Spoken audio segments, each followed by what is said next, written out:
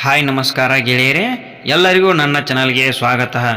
ಇವತ್ತಿನ ಈ ಸಂಚಿಕೆಯ ವಿಡಿಯೋದಲ್ಲಿ ಎಲ್ಲ ಭಾರತೀಯ ನೃತ್ಯ ಪ್ರಕಾರಗಳ ಮೂಲವಾದ ಶಿವನ ದೈವಿಕ ತಾಂಡವದ ಬಗ್ಗೆ ನೋಡೋಣ ಬನ್ನಿ.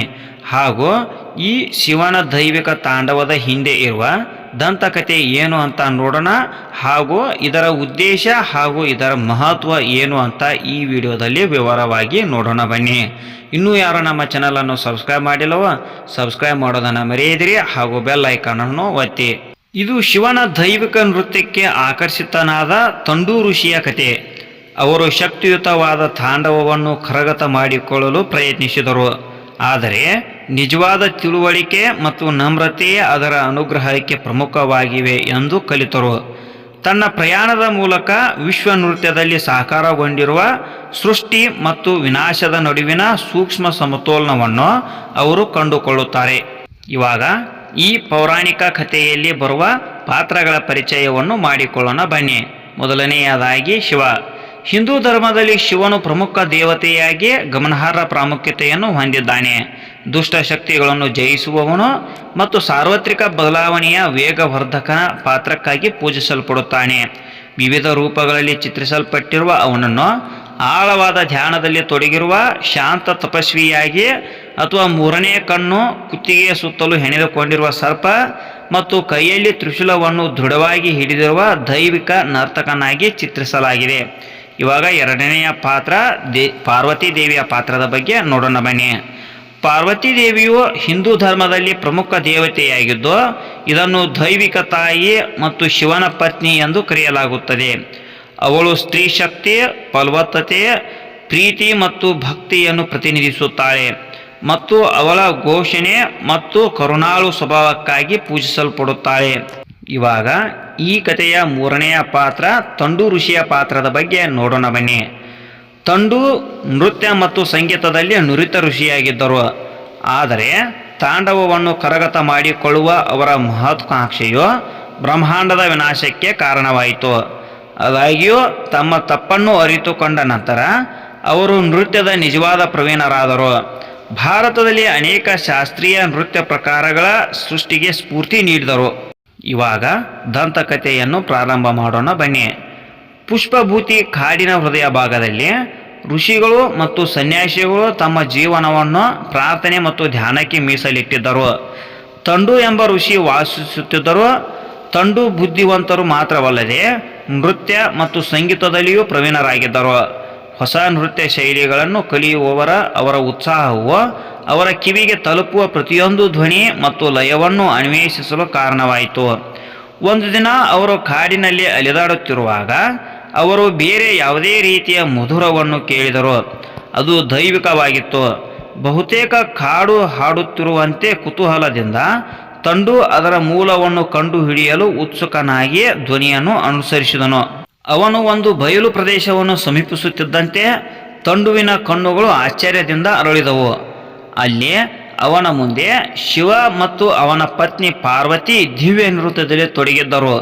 ಅವರ ಸುತ್ತಲೂ ಗಂಧರ್ವರು, ಸ್ವರ್ಗೀಯ ಸಂಗೀತಗಾರರು ಮತ್ತು ಅಪ್ಸರೆಯರು, ಸ್ವರ್ಗೀಯ ನೃತ್ಯಗಾರರು ಇದ್ದರು. ಎಲ್ಲರೂ ಪ್ರದರ್ಶನದ ಭವ್ಯತೆಯನ್ನು ಹೆಚ್ಚಿಸಿದರು.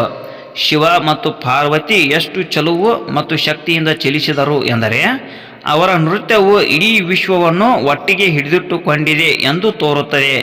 ಪ್ರತಿ ಹೆಜ್ಜೆಯು ಬ್ರಹ್ಮಾಂಡದೊಂದಿಗೆ ಪರಿಪೂರ್ಣ ಸಾಮರಸ್ಯದಿಂದ ಕೂಡಿತ್ತು. ತಂಡು ತಾನು ಕಂಡದ್ದರಿಂದ ಸಂಪೂರ್ಣವಾಗಿ ಆಕರ್ಷಿತನಾಗಿ ವಿಸ್ಮಯದಿಂದ ನಿಂತನು. ಅವನು ನೋಡಿದ ಎಲ್ಲದರಲ್ಲೂ ಶಿವನ ನೃತ್ಯವಾದ ತಾಂಡವವು ನಿಜವಾಗಿಯೂ ತಂಡುವಿನ ಗಮನವನ್ನು ಸೆಳೆಯಿತು. ತಾಂಡವವು ಒಂದು ಹುರುಪಿನ ಮತ್ತು ಕ್ರಿಯಾತ್ಮಕ ನೃತ್ಯವಾಗಿದೆ. ವಿನಾಶ ಮತ್ತು ರೂಪಾಂತರವನ್ನು ಪ್ರತಿನಿಧಿಸುತ್ತದೆ.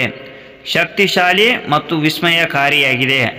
ಆಕರ್ಷಿತನಾದ ತಂಡು ಈ ದೈವಿಕ ಕಲೆಯನ್ನು ಕಲಿಯಲು ಉತ್ಸುಕನಾಗಿ ಶಿವನ ಪ್ರತಿಯೊಂದು ಚಲನೆಯನ್ನು ಎಚ್ಚರಿಕೆಯಿಂದ ಗಮನಿಸಿದನು. ನೃತ್ಯವು ಕೊನೆಗೊಂಡಾಗ ಭಕ್ತಿಯಿಂದ ತುಂಬಿದ ತಂಡು ಶಿವ ಮತ್ತು ಪಾರ್ವತಿಯ ಬಳಿಗೆ ಹೋದನು. ಅವನು ಅವರ ಪ್ರದರ್ಶನವನ್ನು ಹೊಗಳಿದನು ಮತ್ತು ಅವರು ತನಗೆ ತಾಂಡವವನ್ನು ಕಲಿಸುತ್ತೀರಾ ಎಂದು ವಿನಮ್ರವಾಗಿ ಕೇಳಿದನು. ತಂಡುವಿನ ಭಕ್ತಿಯಿಂದ ಸಂತಸಗೊಂಡ ಶಿವ ಮತ್ತು ಪಾರ್ವತಿ ಅವನಿಗೆ ಕಲಿಸಲು ಒಪ್ಪಿಕೊಂಡರು. ಅವರು ಅವನಿಗೆ ತಾಂಡವದ ಮೂಲ ಹೆಜ್ಜೆಗಳು ಮತ್ತು ತಂತ್ರಗಳನ್ನು ತೋರಿಸಿದರು. ಆದರೆ ಇದು ಸಾಮಾನ್ಯ ನೃತ್ಯವಲ್ಲ ಎಂದು ಎಚ್ಚರಿಸಿದರು. ಇದು ಪವಿತ್ರ ಮತ್ತು ಶಕ್ತಿಯುತವಾಗಿತ್ತು. ಆಳವಾದ ತಿಳುವಳಿಕೆ ಮತ್ತು ಎಚ್ಚರಿಕೆ ಇಲ್ಲದೆ ಇದನ್ನು ಪ್ರದರ್ಶಿಸಬಾರದು. ತಾನು ಪಡೆದ ಜ್ಞಾನದಿಂದ ಉತ್ಸುಕನಾದ ತಂಡು ಜಾಗರೂಕರಾಗಿರುವುದಾಗಿ ಭರವಸೆ ನೀಡಿ ಅಭ್ಯಾಸ ಮಾಡಲು ತನ್ನ ಆಶ್ರಮಕ್ಕೆ ಮರಳಿದನು. ಆದರೆ ಕಾಲ ಕಳೆದಂತೆ ತಂಡು ತಾಂಡವದಲ್ಲಿ ಪಾಂಡಿತ್ಯ ಸಾಧಿಸುವ ಗೀಳನ್ನು ಬೆಳೆಸಿಕೊಂಡನು. ಅವನು ಹಗಲು ರಾತ್ರಿ ಅಭ್ಯಾಸ ಮಾಡುತ್ತಾ ನೃತ್ಯದಲ್ಲಿ ತನ್ನನ್ನು ತಾನು ಕಳೆದುಕೊಂಡನು. ಶಿವನಂತೆಯೇ ತಾನು ಕೌಶಲ್ಯಪೂರ್ಣನಾಗಿದ್ದೇನೆ ಎಂದು ನಂಬಲು ಪ್ರಾರಂಭಿಸಿದಾಗ ಅವನ ಭಕ್ತಿ ಹೆಮ್ಮೆಯಾಗಿ ಮಾರ್ಪಟ್ಟಿತು. ಶಿವ ಮತ್ತು ಪಾರ್ವತಿಯ ಎಚ್ಚರಿಕೆಗಳನ್ನು ನಿರ್ಲಕ್ಷಿಸಿ ತಂಡು ತನ್ನ ಹೊಸದಾಗಿ ಕಂಡುಕೊಂಡ ಪಾಂಡಿತ್ಯವನ್ನು ಪ್ರದರ್ಶಿಸಲು ನಿರ್ಧರಿಸಿದನು. ತನ್ನ ಸಾಮರ್ಥ್ಯಗಳಲ್ಲಿ ವಿಶ್ವಾಸ ಹೊಂದಿದ್ದ ಅವನು ಇತರ ಋಷಿಗಳು, ದೇವರುಗಳು ಮತ್ತು ಆಕಾಶ ಜೀವಿಗಳನ್ನು ತನ್ನ ಪ್ರದರ್ಶನವನ್ನು ವೀಕ್ಷಿಸಲು ಆಹ್ವಾನಿಸಿದನು. ಪ್ರದರ್ಶನದ ದಿನ ಬಂದಾಗ ತಂಡು ತನ್ನ ಎಲ್ಲ ಶಕ್ತಿಯಿಂದ ತಾಂಡವ ನೃತ್ಯ ಮಾಡಿದನು. ಆದರೆ ಅವನಿಗೆ ಅರಿವಾಗದ ಸಂಗತಿ ಎಂದರೆ ತಾಂಡವವು ಕೇವಲ ಹೆಜ್ಜೆಗಳ ಸರಣಿಗಿಂತ ಹೆಚ್ಚಿನದಾಗಿದೆ. ಅದು ಶಿವ ಮಾತ್ರ ನಿಜವಾಗಿಯೂ ನಿಯಂತ್ರಿಸಬಹುದಾದ ಒಂದು ವಿಶ್ವಶಕ್ತಿ. ತಂಡು ನೃತ್ಯ ಮಾಡುತ್ತಿದ್ದಂತೆ ಬ್ರಹ್ಮಾಂಡದ ಸಮತೋಲನವು ಕುಸಿಯಲು ಪ್ರಾರಂಭಿಸಿತು. ಭೂಕಂಪಗಳು ನೆಲವನ್ನು ನಡುಗಿಸಿದವು, ಬಿರುಗಾಳಿಗಳು ಎದ್ದವು ಮತ್ತು ಬೆಂಕಿ ಭುಗಿಲೆದ್ದವು. ದೇವರುಗಳು ಅವನ ದುರಹಂಕಾರದಿಂದ ಕೋಪಗೊಂಡರು ಮತ್ತು ಭೂಮಿಯ ಜೀವಿಗಳು ಅವನನ್ನು ಬಿಡುಗಡೆ ಮಾಡಿದ ಅವ್ಯವಸ್ಥೆಯಿಂದ ಭಯಭೀತರಾದರು. ಋಷಿಗಳು ಮತ್ತು ದೇವರುಗಳು ತಂಡುವನ್ನು ತಡೆಯಲು ಪ್ರಯತ್ನಿಸಿದರು.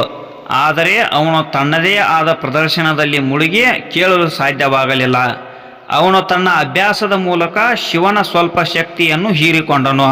ಇದರಿಂದಾಗಿ ಅವನು ಅವರ ಪ್ರಯತ್ನಗಳಿಗೆ ಪ್ರತಿರೋಧವನ್ನು ಎದುರಿಸಬೇಕಾಯಿತು.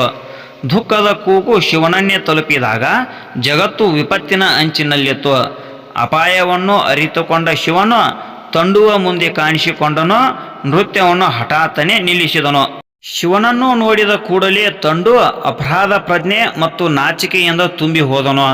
ತನ್ನ ತಪ್ಪಿನ ಗಂಭೀರತೆಯನ್ನು ಅವನು ಅರ್ಥ ಮಾಡಿಕೊಂಡನು ಮತ್ತು ಕ್ಷಮೆ ಯಾಚಿಸುತ್ತಾ ಮಂಡಿಯೂರಿ ಬೇಡಿಕೊಂಡನು. ಶಿವನು ತನ್ನ ಕರುಣೆಯಿಂದ ತಂಡುವನ್ನು ಕ್ಷಮಿಸಿ ತಾಂಡವದ ನಿಜವಾದ ಅರ್ಥವನ್ನು ವಿವರಿಸಿದನು.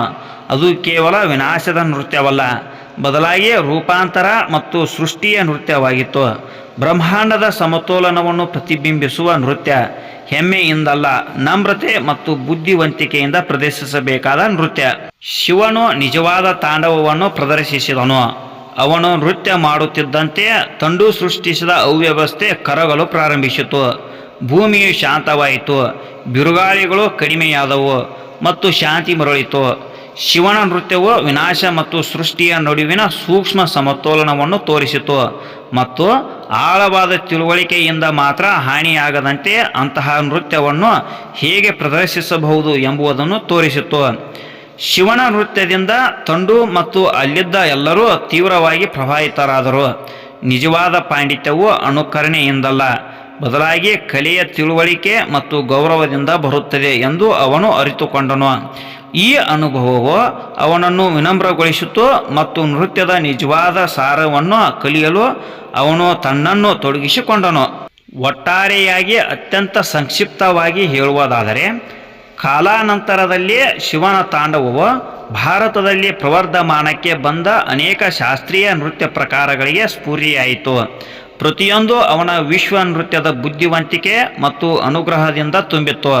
ಭರತನಾಟ್ಯ, ಕಥಕ್, ಒಡಿಶಿ ಮತ್ತು ಬಾಂಗ್ರಾ ಸೇರಿದಂತೆ ಭಾರತದಲ್ಲಿ ವಿಕಸನಗೊಂಡ ವಿವಿಧ ಶೈಲಿಗಳಿಗೆ ತಾಂಡವವು ಅಡಿಪಾಯ ಹಾಕಿತ್ತು. ನಿಮಗೆ ಈ ವಿಡಿಯೋ ಇಷ್ಟವಾಗಿದ್ದರೆ ಲೈಕ್ ಮಾಡಿ ಹಾಗೂ ಇತರರಿಗೂ ಶೇರ್ ಮಾಡಿ. ಇನ್ನೂ ಇಂತಹ ಉಪಯುಕ್ತ ವಿಡಿಯೋಗಳಿಗಾಗಿ ನಮ್ಮ ಚಾನಲನ್ನು ಸಬ್ಸ್ಕ್ರೈಬ್ ಮಾಡಿ ಹಾಗೂ ಬೆಲ್ ಐಕಾನನ್ನು ಒತ್ತಿ. ಧನ್ಯವಾದಗಳು.